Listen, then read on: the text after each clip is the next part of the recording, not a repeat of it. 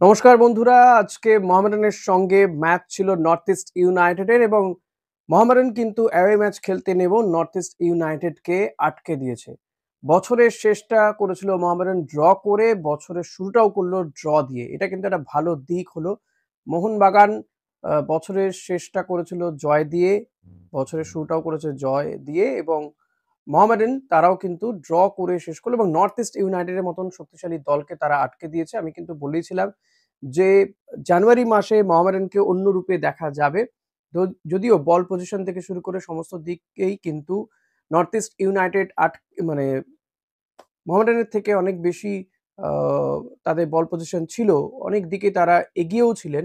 কিন্তু গোল তারা করতে পারেননি এবং মোহামেডান স্পোর্টিং ক্লাব তারা কিন্তু আটকে দিল এবং আটকে দেওয়ার ফলে ১৪ ম্যাচে ৭ পয়েন্ট নিয়ে মোহামেডান স্পোর্টিং ১৩ নম্বর স্থানেই থাকলো। ১ নম্বরে মোহনবাগান, ১৩ নম্বরে মোহামেডান।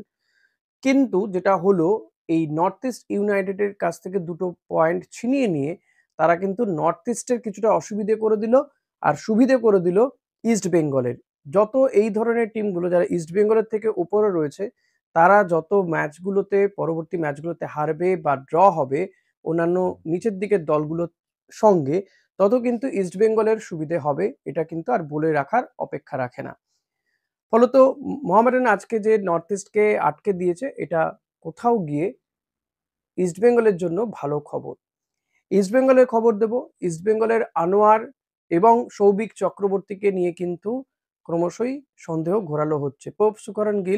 আ প্রভ সুকরন গিলকে নিয়েও একটা সন্দেহ ছিল। গতকাল তিনি প্র্যাকটিস করেননি।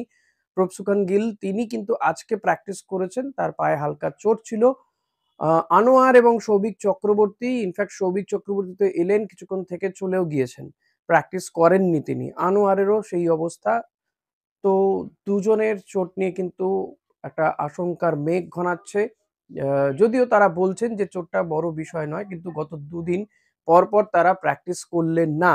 এটা কিন্তু খুবই গুরুত্বপূর্ণ একটা দিক। যদি এই দুজন প্লেয়ারের সার্ভিস মুম্বাই সিটি এফসির মতন টিমের বিরুদ্ধে না পাওয়া যায় তাহলে কিন্তু আ ইস্টবেঙ্গল ক্লাবের জন্য বড় ক্ষতি এবং মাঝমাঠে সৌভিক যেভাবে দায়িত্ব নিয়ে খেলে সেটা কিন্তু মিস করবে। এমনিতে সাউল ক্রেসপো নেই, মাদি তালাল নেই। তার জায়গায় আ মোটামুটিভাবে ভারতীয়রাই মাঝমাঠটা সামলে দিচ্ছেন। কিন্তু এরপরে যদি সৌভিক চক্রবর্তীকেও না পাওয়া যায় তাহলে কিন্তু মুশকিল হবে। রাকিব তাকে কিন্তু পাওয়া যাবে। হেক্টর ইউএসএ তাকেও পাওয়া যাবে। হেক্টর ইউএসএ তিনি পুরোদমে প্র্যাকটিস করছেন, প্র্যাকটিসে ফিরেছেন। এরপরে যেটা জানা যাচ্ছে রবি হাসদা তিনি ইস্ট বেঙ্গলেই আসবেন বলে মোটামুটিভাবে জানা যাচ্ছে। যদিও মোহামেডান বা অন্যান্য কয়েকটি টিমও তার বিরুদ্ধে আশা প্রকাশ করেছে। একটি জায়গায় দেখলাম যে আ রবি হাসদা তিনি বলছেন যে তিনি মোহনবাগানে যেতে চান। কিন্তু আমি রবি হাসদার এমন একটি বাইট চালাবো, আ শোনাবো আপনাদেরকে বক্তব্য। এটা থেকে কিছুটা অন্তত পরিষ্কার যে তিনি নিজে মুখে কার্যত জানিয়ে দিচ্ছেন যে তিনি কোথায় যেতে চলেছেন আইএসএল এ। ইস্ট বেঙ্গলে যে তিনি নাম লেখাতে চলেছেন সেটা তার অভিব্যক্তি কিন্তু বলে দিচ্ছে বলে আমার মনে হয়। এখন যদি ইন বিটুইন কোনো দুর্ঘটনা না ঘটে, ময়দানে তো এরকম অনেক কিছু ঘটেছে এর আগে, আ তাহলে কিন্তু ২-১ দিনের মধ্যে ফাইনাল অ্যানাউন্সমেন্ট হয়ে যাবে। এটা রবি হাসদার নিজেই বলছেন। শুনে নিন। সরকারের তরফ থেকে এই উদ্যোগ নিশ্চয়ই ভালো লাগছে ও মুখ্যমন্ত্রীকে অসংখ্য ধন্যবাদ জানাবো। এই যে একটা চাকরি, তো প্লেয়াররা যখন এখন খেলতে নামছে বাংলার যা অবস্থা, সবাই একটা চাকরি আশা করে, সেখানে দাঁড়িয়ে কি বলবো? না, নিশ্চয়ই এটা সবাই চাকরি পেয়ে খুবই ভালো লাগছে। সবার পরিবার মধ্যবিত্ত পরিবার, আমরা বড় লোকের এত ছেলে না, গরিব লোকের ছেলে, একটু চাকরিটা পেয়ে একটু সবাই পরিবারের একটু আলো দেখবে। আমি বলছি কখনো সিভি তৈরি করার কখনো কি সিভি তৈরি করেছো আগে? নিশ্চয়ই সিভিটা তৈরি করাই ছিল। তৈরি করা ছিল আগে? আচ্ছা। এর আগেও তো বিভিন্ন জায়গায় চাকরির জন্য অ্যাপ্লাই করেছিলে, এবার একেবারে সন্তোষ জয় করে আসলে পরশুদিন আজকে চাকরির ফর্ম ফিল আপ। নিশ্চয়ই এটা খুবই ভালো লাগছে আর ধন্যবাদ জানাবো হাই থেকেও আর মুখ্যমন্ত্রীকেও। সন্তোষ ট্রফি জেতার পর আইএসএল খেলার লক্ষ্য তো সবারই থাকে, সুতরাং হয়তো কোনো ক্লাবের সাথে কথাবার্তা চলছে? না, সেরকম কথা চলেনি আপাতত। আর ২ দিন পর জানতে পারবে। কিন্তু একটা নাম সবসময় শোনা যাচ্ছে ইস্ট বেঙ্গলের নাম, সেটা নিয়ে কি বলবেন? এটা কিছু আমি বলতে পারবো না, এখন জানি না এইসব। তবে চাকরি পাওয়ার পর খেলাটাই বেশি কনসেন্ট্রেট করতে পারবে না, চাকরিতে কনসেন্ট্রেশনের জন্য খেলাটা পিছিয়ে যাবে। না না, নিশ্চয়ই চাকরি করার সাথে সাথে খেলাটাও নিশ্চয়ই চালিয়ে যাবো। Thank you. ইনফ্যাক্ট রবি হাসদাদের আজকে সরকারি চাকরি দেওয়ার একটা পদ্ধতি সম্পন্ন হয়েছে। আইএফএ তে তাদেরকে দিয়ে চুক্তিপত্রে সাইন করানো হয়েছে। 22 জন বাংলা টিমের 22 জন খেলোয়াড় তারা এই চুক্তিপত্র সাইন করেছেন। মুখ্যমন্ত্রী মমতা বন্দ্যোপাধ্যায় তিনি বৃহস্পতিবার দিনই নবান্নে এই বাংলা টিমের প্লেয়ার এবং কোচেদের সঙ্গে দেখা করেছিলেন। তাদেরকে 50 লক্ষ টাকা দেওয়ার কথা জানিয়েছেন। পাশাপাশি তাদেরকে প্রত্যেককে সরকারি চাকরি দেওয়ার কথা ঘোষণা করেছিলেন ক্রীড়া দপ্তরে রাজ্য সরকারের। সেই মতো কিন্তু প্রক্রিয়াটা শুরু হয়ে গিয়েছে। আমি বলবো না যে চাকরি পেয়ে গিয়েছেন, চুক্তিপত্রে সাইন হলো তাদের। এবং রবি হাসদা তিনি কিন্তু মুখ্যমন্ত্রীর এই উদ্যোগকে সাধুবাদ জানাচ্ছেন, আপনারা শুনলেনই।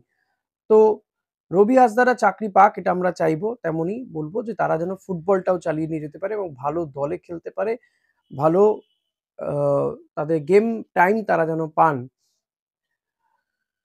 তো রবি হাসদারা খেলুক, এটা তো চাইবে। এরই পাশাপাশি উইন্টার ট্রান্সফার উইন্ডো যেহেতু চালু হয়ে গিয়েছে, ভারতীয় বহু প্লেয়ারই কিন্তু এদের থেকে উধার হচ্ছে। এক ঝলকে দেখে নিন। রাজস্থানের জিঙ্ক ফুটবল একাডেমি থেকে সেই রাজ্যের তরুণ ডিফেন্ডার তথা ভারতের অনূর্ধ্ব 16 ও অনূর্ধ্ব 17 জাতীয় দলের হয়ে 2023 ও 2024 সালে পরপর দুবারে স্যাফ যুব চ্যাম্পিয়নশিপ জয়ী সেন্টার ব্যাক মোহাম্মদ কাইফকে সই করিয়ে বড় চমক দিল হায়দ্রাবাদ এফসি। রাজস্থানের মাকরানার মাত্র 16 বছর বয়সী এই প্রতিভাবান ফুটবলারকে দীর্ঘমেয়াদী চুক্তিতে সই করিয়েছে দাক্ষিণাত্যের দলটি। নিজের পুরনো দল এফসি গোয়াতে যোগ দিলেন সেন্টার ফরওয়ার্ড অ্যারন ডিসিলভা। 27 বছর বয়সী এই গোয়ান আপাতত এই মরশুমের বাকি সময়ের জন্য এফসি গোয়ার সঙ্গে চুক্তিবদ্ধ হয়েছেন। ভারতের জাতীয় দলে প্রাক্তন কোচ তথা বর্তমানে স্পোর্টিং ক্লুব দা গোয়ার কোচ আর্মান্দো কোলাসো ভারত সরকার কর্তৃক দ্রোণাচার্য সম্মানে ভূষিত হচ্ছেন। একসময় ডেম্পো স্পোর্টস ক্লাবকে ভারতীয় ফুটবলে অবিসংবাদী সেরা ক্লাবে পরিণত করা ও একদা সেসা চার্চিল ব্রাদার্স, ইস্টবেঙ্গল ও এফসি বার্তেজ গোয়াকে কোচিং করানো এই ফুটবল প্রশিক্ষককে অনেক অনেক শুভেচ্ছা। দেখলেন আপনারা কোন কোন ভারতীয় ফুটবলার কোন দলে যাচ্ছে, তেমনি বিদেশিদেরও কিন্তু আসা যাওয়া থাকবে। বিদেশিদের নিয়ে কথাবার্তা চলছে। ইস্টবেঙ্গল হয়তো আমার মনে হয় খুব দ্রুতই জানিয়ে দেবে। সাউল ক্রেসপো নাকি অনেকটা সুস্থ হয়ে গেছেন, তিনি হয়তো ফিরতে পারেন। তবে সাউল ক্রেসপো ফিরতে আর বেশ কয়েকটি দিন সময় লাগবে। সুস্থ হয়েছেন কি না হয়েছেন সেটা ইস্টবেঙ্গল কর্তারা দেখবেন, তারপরে তার ব্যাপারে সিদ্ধান্ত নেওয়া হবে। আমার মনে হয় সেই কারণে ইস্টবেঙ্গলের বিদেশি অ্যানাউন্সমেন্টটা কিছুটা পিছিয়ে যাচ্ছে। টাকা পয়সাও একটা বড় ব্যাপার। অনেকেই কিন্তু বলছেন যে এতদিন ধরে কেন আটকে রাখা হয়েছে, কেন এখনো পর্যন্ত মাদি তালালের রিপ্লেসমেন্ট জোগাড় করতে পারলেন না ক্লাব কর্তারা। নিঃসন্দেহে ক্লাব কর্তাদের ভূমিকা নিয়ে এই সময় দাঁড়িয়ে প্রশ্ন তো ওঠেই। ও হ্যাঁ, আজকে আমি একটা ভিডিওতে বলেছিলাম যে এই মোহামেডান ভার্সেস নর্থ ইস্ট ম্যাচের যদি স্কোর লাইন মিলিয়ে দিতে পারেন তো তার নাম ঘোষণা করব। আমি খুবই দুঃখের সঙ্গে জানাচ্ছি কেউই স্কোর লাইন মেলাতে পারেনি। তবে একজন বলেছিলেন যে ড্র হবে, 1-1 গোলে ড্র হবে বলে তিনি জানিয়েছিলেন, কিন্তু ড্র হয়েছে, 0-0 ড্র হয়েছে। তাই স্কোর লাইন যেহেতু কারো মেলেনি তার নাম আমি এই মুহূর্তে অ্যানাউন্সমেন্ট করতে পারলাম না, দুঃখিত তার জন্য। আবারও বলবো আপনাদেরকে, যারা আপনারা কমেন্ট করছেন, প্রচুর করে কমেন্ট করছেন, ভালো লাগছে। এটা আমাকে আরো বেশি করে ভিডিও করার ইন্সপিরেশন দিচ্ছে। আপনাদের লাইক, কমেন্ট এবং যে সাবস্ক্রাইব করছেন আপনারা, এর জন্য আমি অসংখ্য ধন্যবাদ জানাই, কৃতজ্ঞতা জানাই। আরো বেশি করে লাইক করুন, শেয়ার করুন, কমেন্ট করুন এবং অতি অবশ্যই জানান আপনারা কোন ধরনের ভিডিও দেখতে চাইছেন, সেটা অতি অবশ্যই আমাকে জানাতে ভুলবেন না।